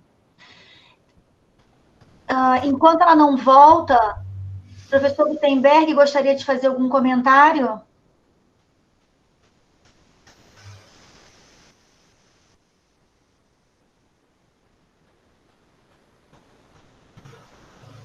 Professor Gutenberg, está me ouvindo? Tá sem fone, tá sem fone. Liga o teu fone. Oi. Carol. Voltou? Carol. Voltei. A internet caiu bem na hora. Por favor. Vocês ouviram que eu falei que a paciente fez um HSQ, colposcopia com achados maiores, grau 2, faz uma biópsia, vem NIC2. Aí optaram por fazer o P16, que veio negativo. Vocês aceitariam como baixo grau ou iam preferir repetir essa biópsia? Então, a colposcopia, depois, não sei se o Fábio vai falar. Então, a colposcopia sugeria alto grau, a lesão era extensa? Sim.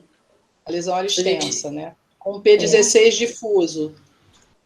P16 veio negativo. E aí... Negativo. Biópsia NIC2, P16 negativo. E aí, rebiopsia, aceita como baixo grau? Eu rebiopsiar. É quase que eu não faço biópsia mais, né? Eu acho que o Fábio também... Eu faço muito a retirada da lesão, né?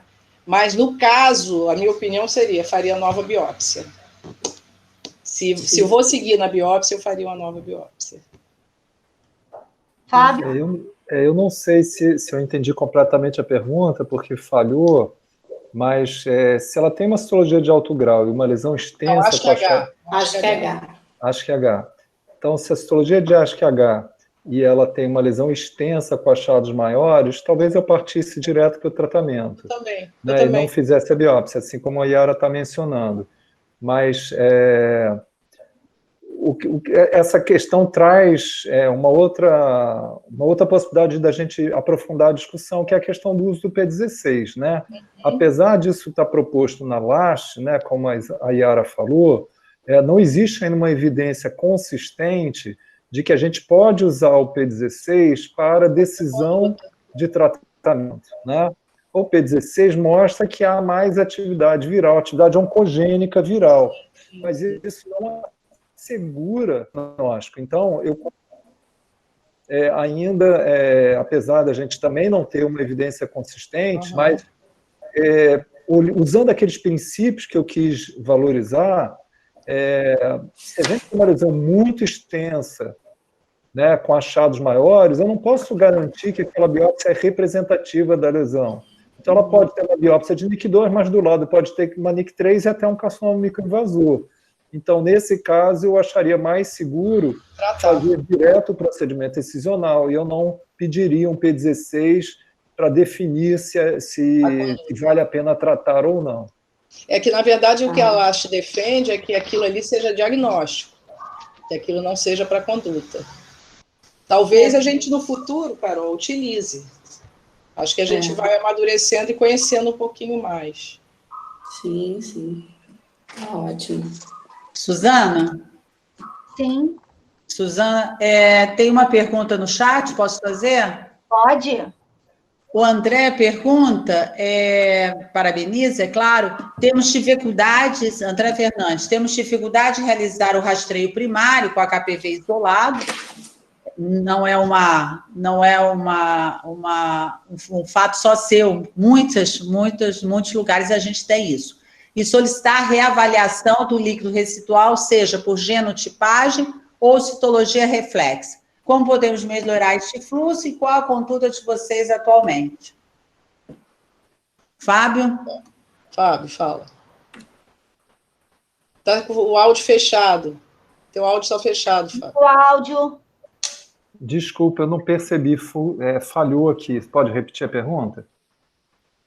A dificuldade no uso do teste de HPV, utilizar o teste de HPV e depois solicitar que seja Vai feito. você, Yara. Yara, responde você. Então, a gente tem essa dificuldade. Poucos laboratórios fazem. Vamos citar. Que laboratório está fazendo? Sérgio Franco e acho que o Richer está fazendo. Eu já tive problemas porque eu estou rastreando com teste. De ligar e falar, eu quero a citologia reflexa, e falar, dá para você chamar a paciente de novo para colher? Eu quase tive um ataque, né? E citologia líquida. Então, acho que os laboratórios oferecem o serviço e não estão sabendo utilizar esse serviço. Eu acho que a gente está com esse problema no Rio de Janeiro. Mas eu utilizo o teste, eu não sei como é que vocês estão fazendo, mas eu estou frequentemente utilizando o teste e o meu resultado é muito bom, gente. Agora, realmente, tem que conversar. Esse dia que me falaram isso, eu liguei para o laboratório, mandei chamar a citologista, e ela achou, desculpa, porque acho que a gente não entendeu. Bom, enfim, e fez a citologia reflexa como eu pedi. Não sei qual a experiência da Suzana, da Isabel. Eu também tenho eu tive essa dificuldade também. Eu não entendi bem a pergunta. A pergunta qual foi se utiliza o teste a dificuldade de você usar o teste de HPV, se ele der positivo, né? A dificuldade com o laboratório de fazer citologia reflexa ou fazer o PCR para oncogênico. A tua dificuldade com o laboratório aqui no Rio. É porque, na verdade, o que acontece? Essa ideia é uma proposta americana, né? Que, na verdade, o que eles faziam, que agora estão preconizando realmente você identificar o HPV-16, é a questão do coteste. O coteste são os dois juntos. Então, não é você pedir o HPV e aí, se ele der positivo, você vai para a citologia reflexa. Essa ideia que os laboratórios trouxeram para a gente, que inclusive o kit, aquele kit americano, é o ThinPrep, na verdade, é o coteste, os dois juntos. E aí você tem a citologia em meio líquido e você tem a pesquisa do HPV. Então, na verdade, são coisas diferentes. Ou você faz o coteste, vem os dois juntos, aí sim, nesse pedido, você pode fazer o pedido da captura híbrida, que aí eles ainda colocam a 1 e a 2, porque se vocês observarem, vem o grupo de baixo risco e de alto risco. Ou você pode pedir apenas o 16 e o 18. Aí eles fazem somente o 16 e o 18. Então, isso, na verdade, vem junto, isso é o coteste. Então, a outra questão que eles estão oferecendo é a possibilidade da realização do P16 e do KI67. Através da citologia. Então, tudo está sendo através da citologia. Então, o P16 e o KI67 é aquela paciente que colhe a citologia em meio líquido, eles fizeram o coteste.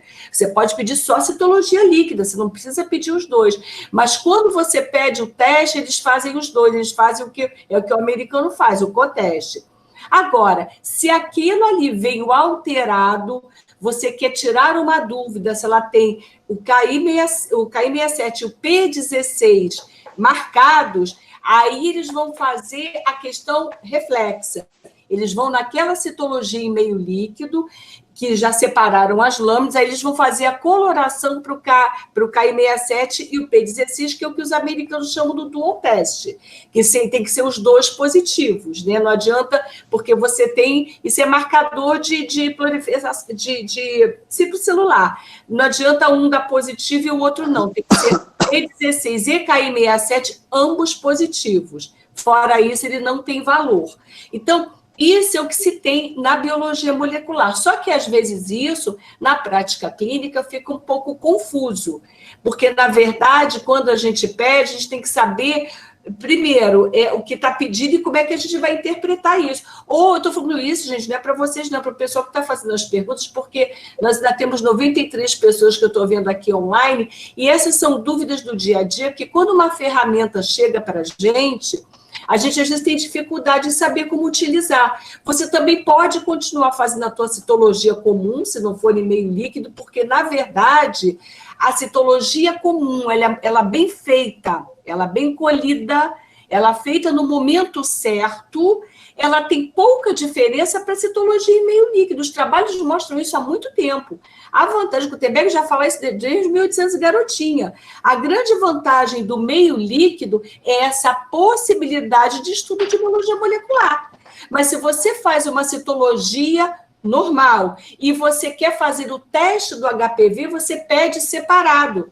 Aí você pode pedir só o 16, porque hoje o que os americanos estão fazendo, até mesmo nesse consenso que saiu agora, de 2019, a prioridade é o HPV 16. Inclusive, a questão de uma das indicações do pedido do P16 é aquela paciente, por exemplo, que tem um ASC-US, ela tem um passado de alguma coisa, ela tem um ASC-US com HPV 16 positivo. Então, na grande verdade, a grande preocupação é a presença desse HPV 16. Só que com esse tanto de ferramentas, a gente fica em dúvida de como interpretar. E a gente continua fazendo isso no hospital público sem teste de HPV. Eu não sou nada contra nada, mas para mostrar que quando a gente não tem o teste, a gente tem que primeiro se preocupar em colher a citologia fora do período de infecção, porque se você tem um processo inflamatório importante, essa citologia não terá valor. Essa lâmina tem que ser bem colhida, não fazer superposição celular, não deixar aquela lâminazinha secar, botar e ir para um bom citologista, né? E aí você tem os critérios dos laboratórios. Então, você fazendo isso muito bem feito, e essa paciente fazendo isso com a regularidade que as próprias diretrizes, e nós colocamos isso muito bem escrito, e se você fizer, porque cada vez que você faz a citologia, você está tentando negativar ou positivar um exame anterior. Eu tenho um preventivo normal, agora eu vou repetir. Quando eu repito, eu estou tentando reafirmar se aquilo estava normal ou se ele estava erradamente normal. Então, a gente agora tem que saber jogar com a biologia molecular e a citologia para não ficar essa coisa confusa. E a paciente chegar apavorada e o colega manda a paciente para a gente apavorado, porque, na verdade, quem não está nesse dia a dia disso faz confusão, sim. Faz sim. Não sei se eu consegui falar o que o colega perguntou. Eu entendi que a pergunta tivesse sido essa. Sim. Tem uma pergunta do Zé Humberto para o Fábio. Na verdade, são perguntas em relação ao P16, né, que o Jefferson fez e que o José Humberto fez. Em relação ao P16 e o CAI-67, o Jefferson pergunta se é uma decisão do patologista ou se a gente deve pedir. E o José Humberto, ele coloca, como não se tem um P16 no SUS, qual seria a melhor estratégia para que a gente seja menos agressivo diante de uma NIC2 em mulheres abaixo de 35 anos? Fábio. O que eu ia dizer, primeiro em relação à questão anterior, o que a gente está vendo é que, apesar da gente ter estratégias diferenciadas em relação, usando os testes moleculares, o que a gente vê é uma grande superutilização de testes e poucas diretrizes, né? E só queria relembrar que a gente, além da diretriz brasileira, em que a gente não menciona o teste, nós temos uma diretriz brasileira usando o teste, que pode ser uma boa orientação para o uso dessas tecnologias. E lembrar que um pressuposto básico é que, como o teste aumenta a sensibilidade, ou seja, ele pressupõe um espaçamento maior entre os rastreamentos. E não é isso que a gente está assistindo. O que a gente está vendo é um super rastreamento com o uso de testes em coletas anuais, em espectroscopias desnecessárias e com muito sofrimento das pacientes. Em relação ao que o Zé Humberto colocou, o P16, apesar dele não estar disponível no SUS como rotina, muitos laboratórios já o utilizam em vários diagnósticos diferenciais, não só no colo uterino. Então, não é uma coisa tão inacessível. Mas, como eu falei anteriormente, o P16, não existe ainda uma evidência consistente de uso do P16 na decisão de tratar. Então, o que eu procurei expor na minha fala, é que a gente pode ter critérios clínicos para decidir quando que a gente vai tratar. Então, se a gente tem uma colposcopia em que a gente está inseguro em relação ao resultado da biópsia, né, se uma colposcopia é compatível com a lesão de alto grau, com achados maiores, uma lesão extensa, não tem por que biopsiar, é tratar. Se eu estou em dúvida se é uma lesão precursora ou não, a biópsia vai poder me ajudar. E aí, se é uma lesão pequena, restrita, eu fiz a biópsia, é uma jovem, eu acredito que aquela biópsia seja representativa do todo da lesão, e a paciente está disposta a um segmento, a gente tem uma garantia de adesão, nós podemos ter uma proposta mais conservadora. Por outro lado, se a gente não pôde tratar e fez uma biópsia, a gente não tem certeza do segmento, a gente não tem certeza se aquela biópsia é representativa do todo, eu não usaria o P16. Eu optaria por tratar em função das questões da paciente, do aspecto colposcópio, do diagnóstico citológico, e eu preferia tratar independente do P16. Eu acho que o patologista ele gosta muito da morfologia. A Cecília, lá do Fernando Figueira, fala isso para mim. Não é o P16, é a morfologia. A gente tem que fechar o diagnóstico na morfologia, o P16 ser um acessório, ser uma ferramenta. E, voltando até o que a Carol falou, a parte clínica, né, Carol? Você tem uma HQ com uma colposcopia, que você está segura com uma lesão de alto grau, acho que o P16 aí não é a ferramenta que a gente está precisando, né? Eu até trouxe esse questionamento, porque justamente com todas essas ferramentas, às vezes a gente pede demais sem saber e para discutir exatamente isso que vocês estão falando. Era mais para cair nessa discussão mesmo. É interessante. Muito bom. Tem uma última pergunta aqui no chat, falando sobre a citologia em meio líquido, que a Rosiane Piombini diz que muitas das vezes não se tem células endocervicais no resultado dessa citologia em meio líquido. E aí eu acredito que ela deve estar querendo saber o que fazer nessa situação, né? Mas ela está falando uma coisa, é uma verdade, tem acontecido isso de verdade, de ausência de células endocervicais com pessoas que estão super acostumadas a colher. E eu tive a curiosidade de saber, a Adriana Campanella de São Paulo, ela fez um trabalho, ela trabalha num laboratório, acho que é eu esqueço o nome daquele laboratório que ela trabalha, é um grande, e ela fez um trabalho exatamente sobre isso, sobre a questão das células glandulares. E foi um trabalho de laboratório mesmo, né? E realmente você tem uma probabilidade de você não identificar, e não é num pequeno número de casos, não, de ausência de células endometriais. Uma das explicações é aquela tramazinha, quando você faz aquilo está no meio líquido, que você vai, como se fosse coar aquilo, né? Que aquilo ali entra como se fosse, você tem que coar aquilo, ou numa máquina, ou o que for, e parece que você tem uma perda de células endocervicais. É tudo, assim, suposição, mas o fato que a Rosiane está colocando é verdadeiro. E uma sugestão que a gente pode até deixar, tá aqui, parece que tem a ver com o filtro e as células glandulares serem menores. Parece que é isso mesmo. E pode ser um dos assuntos para a gente discutir no Trocando Ideias no nosso congresso online em novembro. Conversar com o patologista, eu acho que isso dá uma boa discussão, porque a partir do momento que tem mais pessoas utilizando, essas dúvidas e esses casos têm acontecido mais mesmo. Sim. Isabel, eu também tive essa curiosidade de ligar para o Sérgio Franco, porque a patologista responsável é Maria Clara, aposentada da UF, e que foi minha professora. E ela também, só reiterando o que você falou, e que a Andréia também falou, exatamente, ela acha que possa ser esse material do filtro que possa ter essa dificuldade de manter as células granulares. Exatamente. conversei com ela porque eu percebi, porque eu que colho o material das pacientes, então não tem um viés de um residente, de um interno estar colhendo, né?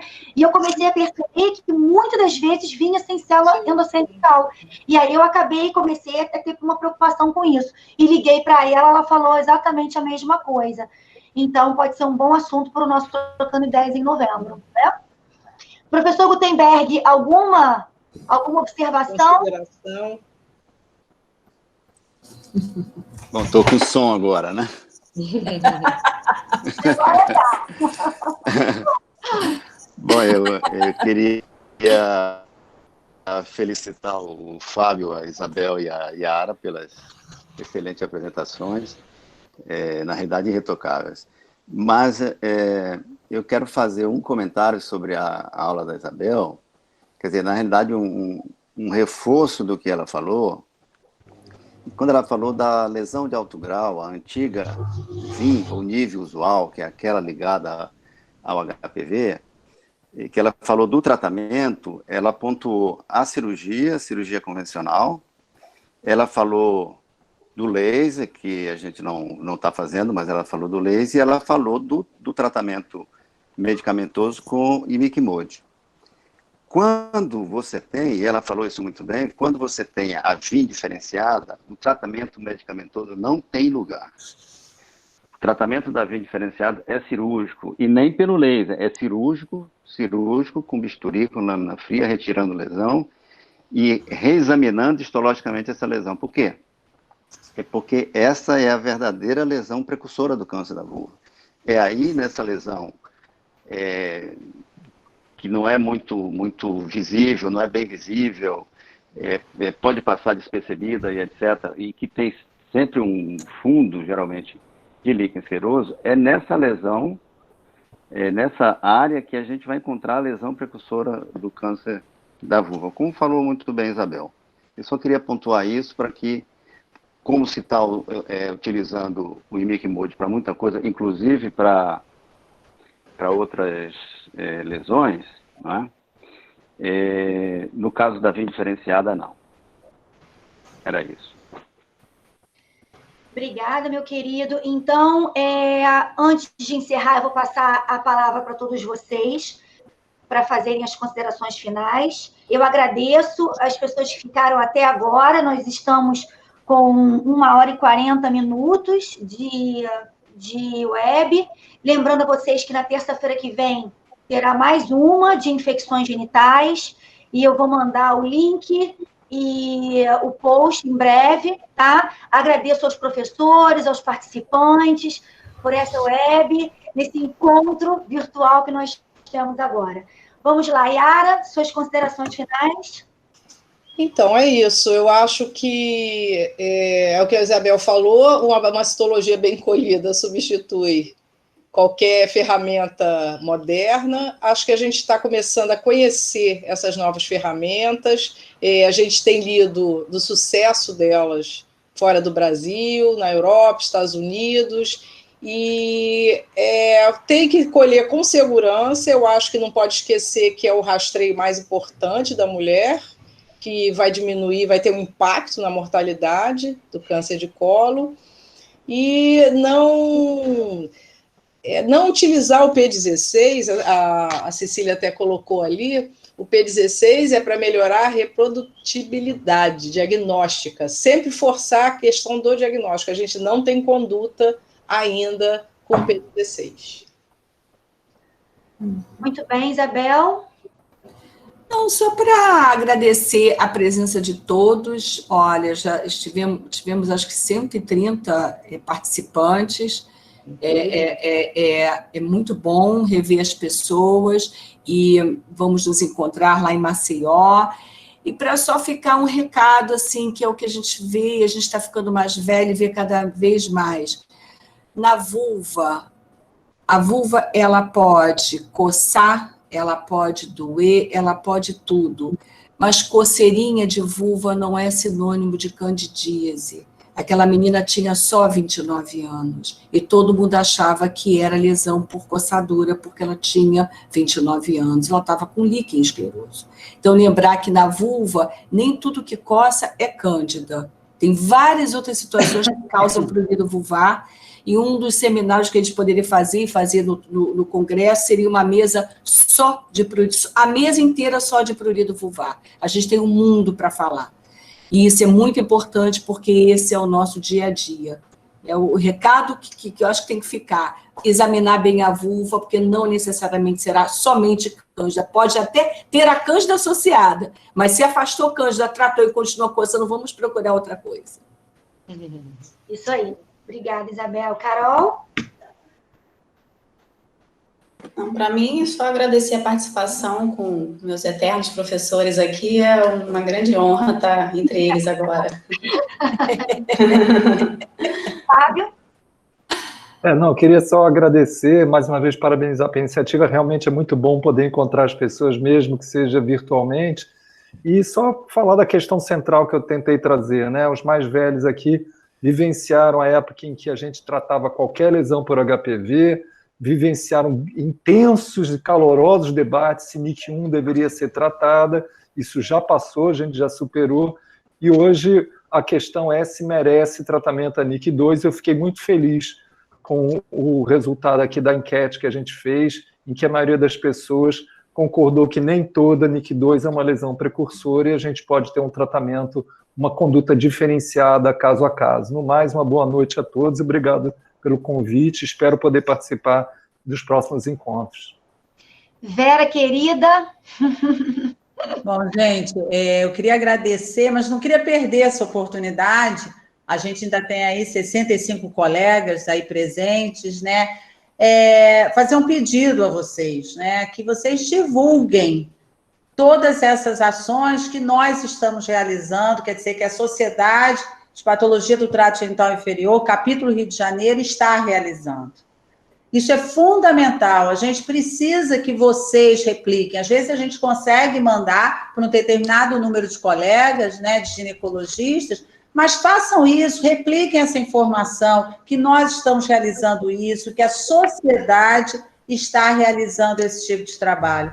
Uma sociedade só é forte se existem componentes fortes que estão juntos, que trabalham, que estudam juntos, que participam, que contribuem, que pagam anuidade. Só assim que a gente pode realmente continuar fazendo esse trabalho. Senão, infelizmente, né, a gente precisa desse apoio. E esse apoio é realmente restrito. É apoio de presença, é apoio de companheirismo, é apoio também de pagamento da sociedade. Então, por favor, divulguem que essa nossa sociedade existe, ela é forte, seja no Rio de Janeiro ou a nível de Brasil. E que a gente conta com todo esse tipo de apoio, com a assistência de vocês nas aulas, com apoio para que a gente continue fazendo esse trabalho.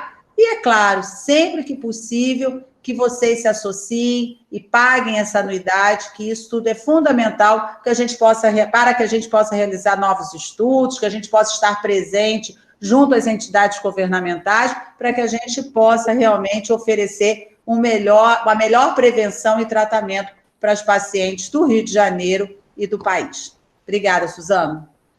Andréia, algum comentário? Andréia, você está sem som. Citrim. André Fernandes, que é André Citrim? Ele é o André.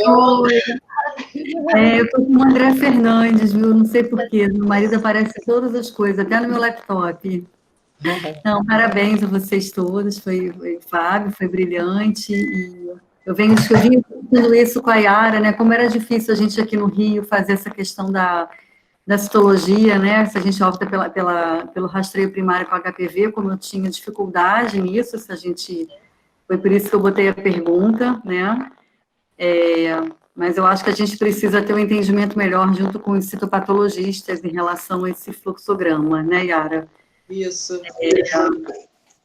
É isso, acho que fica para uma discussão, talvez com o citopatologista, né? Não sei se a Cecília está aí, né, Yara, que você falou, não estou vendo, enfim. A Cecília, acho que... Enfim, para uma outra ocasião, eu acho que vale a pena essa discussão, porque é diferente, às vezes a gente toma uma conduta no SUS, que é diferente do que a gente toma no consultório, né? Já que a gente tem a possibilidade do teste. É isso, tá? Mas então, parabéns, foi brilhante. Então, André, isso fica para o nosso Trocando Ideias, que já estão todos convidados, vai ser muito bacana o nosso evento online, muito novo formato. E, Gutenberg, alguma consideração final? Bom, eu quero dizer que foi uma noite muito agradável, né? E foi muito bom rever a todos. Eu quero parabenizar aos que falaram, né? Isabel, Fábio e Yara. E quero parabenizar, em particular, a Suzana, que tem feito esforços muito interessantes no sentido de projetar nosso capítulo e de nos manter unidos aqui em torno da patologia cervical e da patologia vulvar. Uma boa noite para todos. Boa noite, sempre, unidos sempre, e vamos fazer muitos desses eventos para trocar nossas informações, nossas ideias e rever os amigos, tá bom? Então, terça-feira tem mais, hein? Combinado? Então tá, gente. Bom. Beijo, boa noite. Tchau, tchau. Tchau, tchau.